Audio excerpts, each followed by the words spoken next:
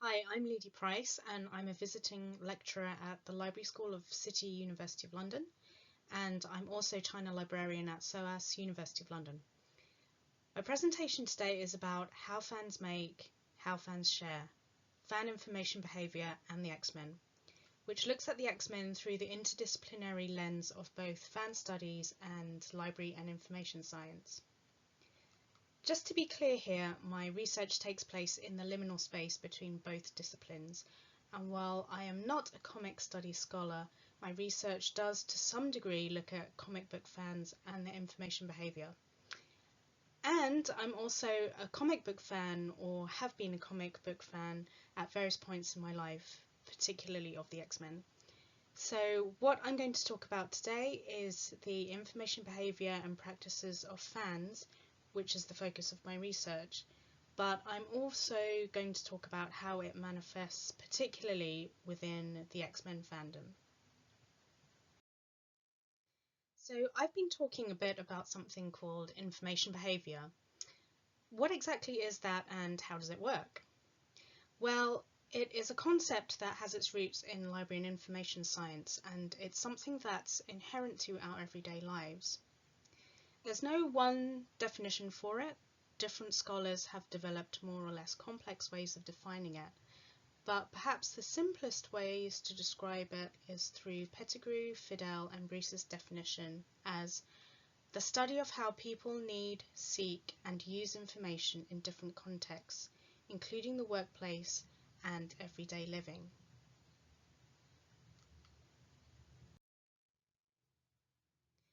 Linked to this is Robinson's concept of the information communication chain. That is how we deal with information on a day-to-day basis, from the creation of information all the way through to understanding information.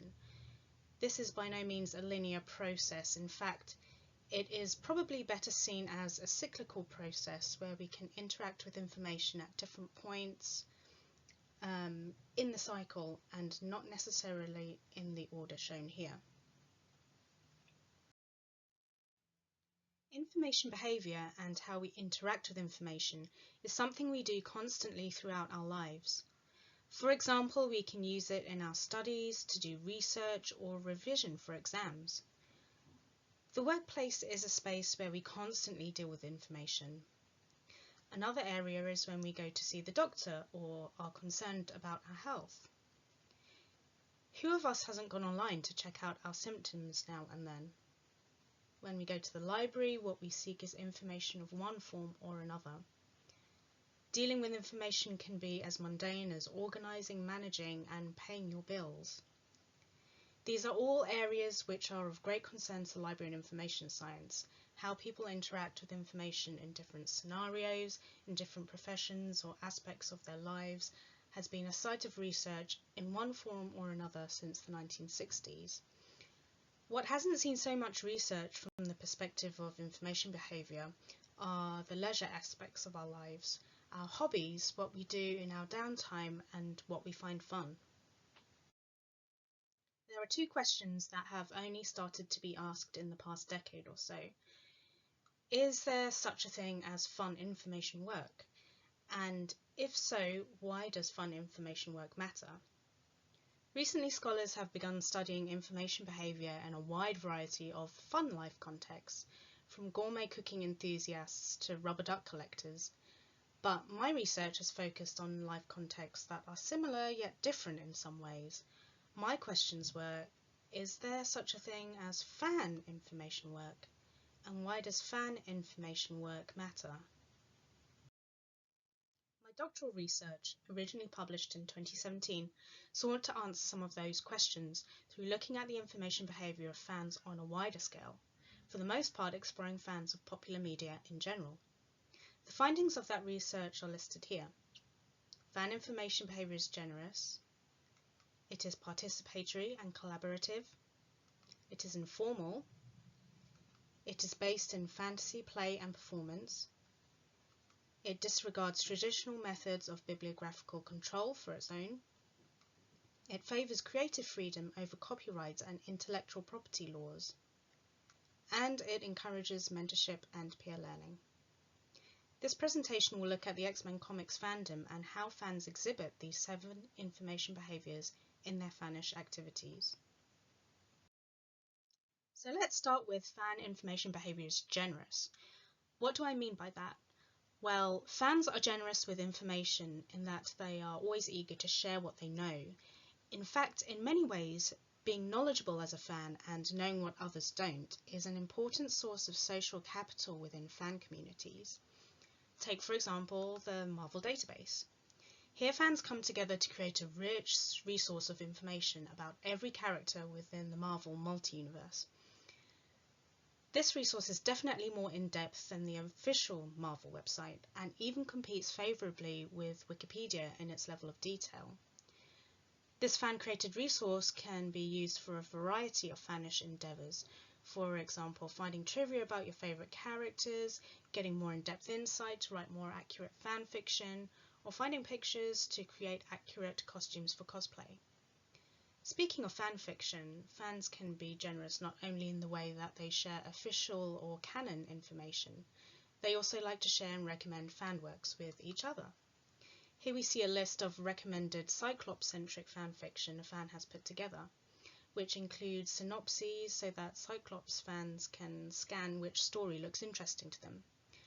Such rec lists, as they're called, are very common in fan spaces and are a way for fans to share the stories and characters that they are passionate about with others. Next we come to fans being collaborative. Being participatory has always been a hallmark of fandom, but what has made all the difference in more recent times is the fact that modern information technology has brought together fans in ways that weren't possible before the internet. Things like the Marvel database are examples of such collaboration, but this extends to the creation of fan works as well. That is, transformative works rather than encyclopedic works such as the Marvel database and rec lists.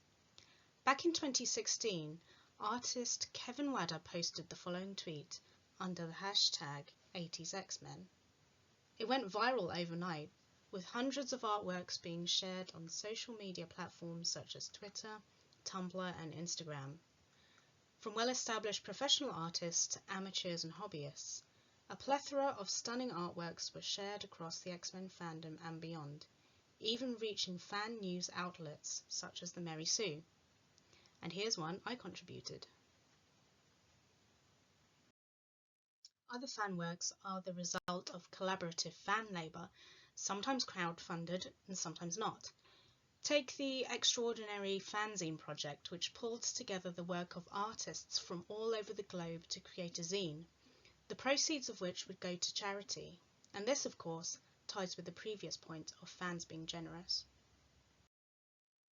And there are other collaborative fan projects such as X-Men Reanimated, where this time amateur animators got together to recreate the opening sequence to X-Men the Animated Series, which I'll show a clip of here.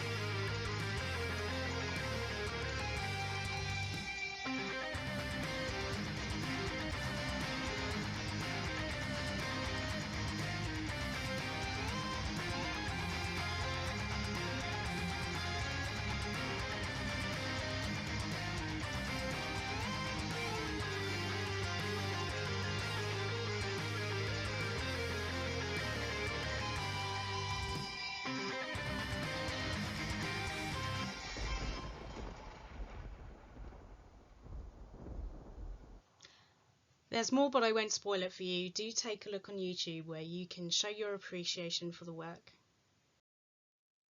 Next, fan information behaviour is informal.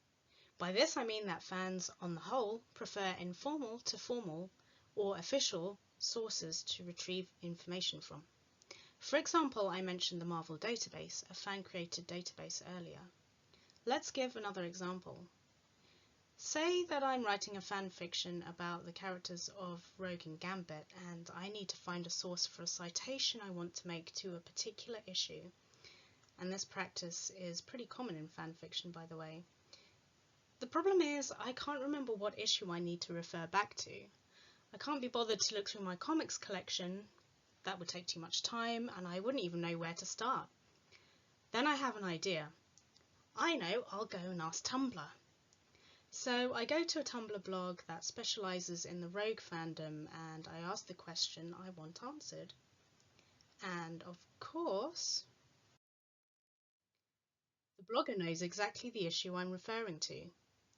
In fact, fans tend to trust other fans for the depth and detail of knowledge that they possess, and their willingness to share that knowledge.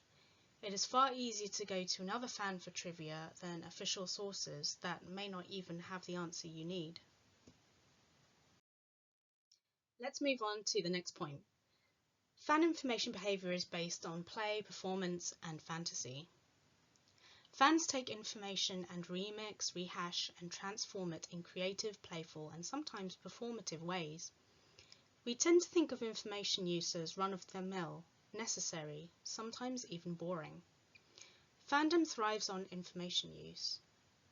Here we have some examples of different types of fan works that are actually using information in fun and creative ways. Think of how much research goes into creating an accurate costume to show off your cosplay. The knowledge with information technologies that go into formatting, typesetting, and printing out fanzines, as well as distributing them. Some fans learn new skills to create their fan works, such as amigurumi, or crochet dolls, or even gaming mods. Nowadays, with online crowdfunding and industry-grade hardware becoming more available to the masses, fan films are looking more professional and high quality than ever before. Lastly, we have folk songs, that is, songs that are inspired by or based on one's fandom. This fanish practice perfectly highlights the creative, fantastic, and performative aspects of fan information behaviour. Next, unique bibliographic standards. What is meant by this? Well, basically it means that fans have unique and innovative ways of organising, categorising, and describing their work. For example, let's look at the catalogue of SOAS Library where I work. Books are described using standardised subject headings such as X-Men, films, history, and criticism, and X-Men comic strip. Tags, or hashtags, are a similar method to describe and organise posts on social media. In library and information science, hashtags can be considered problematic because they can be messy, inaccurate, and unhelpful for users. For example, take this post on Flickr. As we can see, the user has tagged his picture with me and indoor. How accurately do these tags reflect on the content of the post? How useful would they be in discovering the post? While library and information science is still trying to tackle this thorny issue, fans have already long solved this problem. The Archive of Our Own is a fan fiction repository where fans can post and tag their own artwork. The site is built as a democratic indexing system where fans can freely tag their work, choose autofill recommendations, or both. Volunteer tag wranglers on the back end will merge free tags with standardized tags so that while the original tag, and thus the author's original intent, is preserved, the tag itself is made more useful by being linked to a synonymous term.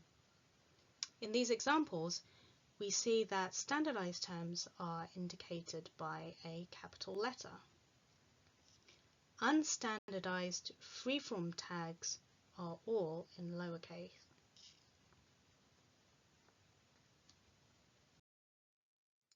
Looking at the last fic in our example, Last Night in Paradise, we can see a mixture of standard and freeform tags. In some cases, the freeform tags have been wrangled or merged with a standardized tag on the back end. If you click on Tad Angsty, it will take you to the page for the standardized tag Angst, where you can find all works that have used or been merged with that tag. Alternatively, the tag "Basically, I just really wanted to write fluff of these two after Inferno came out, so here it is lol" has not been merged with a standard tag. And therefore, when you click on it, it takes you to the page for that tag and shows you the one work that has used it. In this case, our example fic, Last Night in Paradise. This type of tag wrangling is not often seen in online spaces, but is far more accurate, accessible, and useful as a form of categorization than even many library catalogues, and it is created and maintained solely by fan volunteers. Much fan practice takes place in a legal grey area, where others' intellectual property is appropriated for use in transformative works. While some may certainly fall under fair use, this is not always the case, and it is worth bearing in mind that fair use is by no means an international law. Different jurisdictions have very different approaches to the reuse of intellectual property. For example, in Japan, doujinshi or fan comics are a widespread phenomenon, with entire shops dedicated to their sale. In the West, this would be unheard of and would clearly break the law. Yet fans still create fan works, and sometimes they make money from this work. If you go to Artists Alley at Comic-Con, you will see plenty of fan works being sold. Even now, fan fiction is beginning to be monetized, which is a taboo practice in many fan circles. Fanzines are popularly sold as mixed media works of art, which often incorporate text, but now printed and bound fan fiction, self-published, is also being sold on online platforms. Modern technological affordances have made it easier than ever before to publish and sell your fan works. From t-shirts on Redbubble to custom-made figurines on eBay and fan fiction books on Lulu, fans can sell their work to other like-minded people, even if doing so is not strictly within current copyright law. Lastly, we come to fandom being a place for mentorship and peer learning, and I'll tell a little true story to illustrate this point. My sister is a huge fan of the Japanese Nendoroid figurines, which create characters from popular IPs in a cute chibi style, as you can see on the right. I commissioned her to create custom Nendoroid figures of my favourite X-Men characters, Rogue and Gambit, who you can see on the left. This process takes a lot of time and research, and there were parts of the process my sister wasn't entirely sure on. First, she had to research what the characters' costumes looked like, and then decide on already existing Nendoroids that had similar looks to Rogue and Gambit. This could involve several different figurines. Having bought the ones we decided upon, she harvested the pieces she needed from the different sets. Next was the hard part, remodelling the figurines. This is where the mentorship of our cousin, a prolific model maker, came in. He taught my sister the skills to bring the project to fruition, from how to use tools to file down unwanted contours to mixing paints with the correct thinners. With a mixture of guesswork, common sense and YouTube research, she then taught herself to print out stickers for the eyes and airbrush on the details. And here are the final results.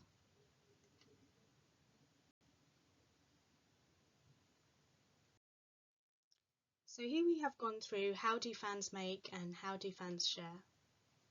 Why are all these points important? I think these show the very real way in which information behaviour is expressed in pleasurable, fun, playful and passionate life contexts. Library and information science is very much concerned with how humans deal with information in work, study and mundane everyday life, the ways in which we use information to problem solve. What it doesn't have so much to say about is what we can do with information when we're really interested in and love something.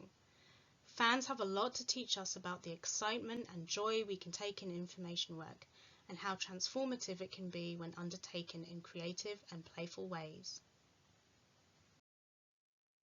And that's the end of my presentation. Thank you so much for listening. If you have any questions, I'll be available at the Q&A and I look forward to hearing your thoughts and comments. Thank you.